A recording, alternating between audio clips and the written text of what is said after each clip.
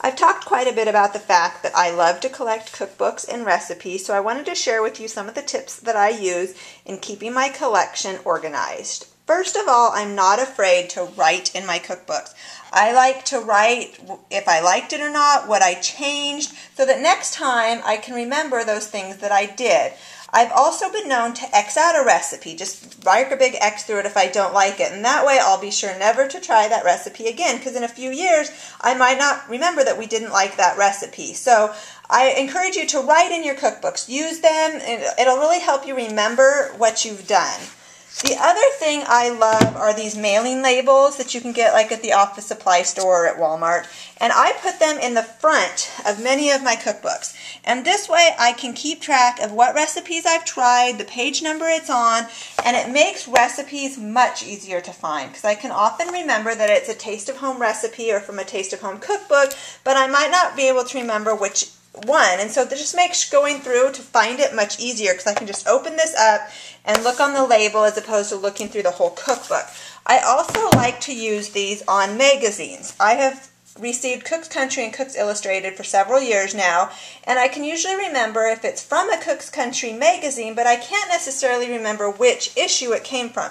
So by putting the recipe and the page number on a mailing label on the front of these magazines, it makes it much easier to find. So I encourage you, if you get a lot of magazine subscriptions, especially to cooking magazines, this is really helpful, and it's made finding recipes much easier for me.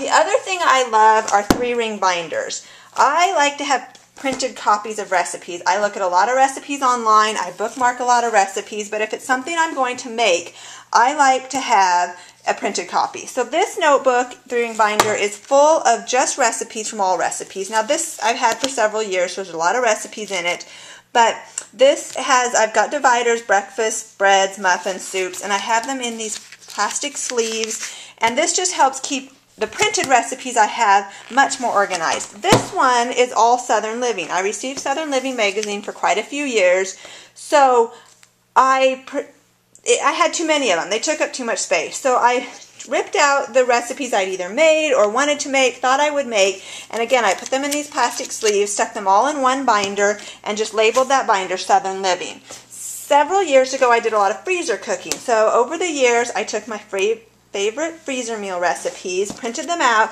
and stuck them in one binder. That way if I'm doing freezer cooking, I can easily go back and find some of our favorite freezer meals. The other thing I have talked about is I like to read cookbooks like a book. And when I do that, when I first go through a cookbook and read it, I like to take Post-it notes, rip them up, and mark some of the recipes that I think I might like to try. This saves me time later on in trying to find a recipe. Instead of just going through this whole book again and again and again to find recipes, I can just turn to some of the pages of the recipes that I'd like, thought I would like to try. Because there's many of these recipes that just don't fit what my family like for various reasons. So this is another one I've done that too. And for this one it makes it easier because many of these recipes are not recipes we can have.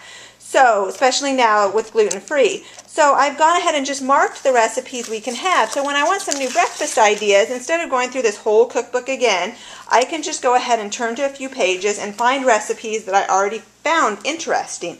So I know this makes my cookbooks look not very nice, but it really helps me. I don't leave these in forever. It just helps me, especially when I first get a cookbook, to try to mark the ones that I want to try. So I hope you found those tips helpful.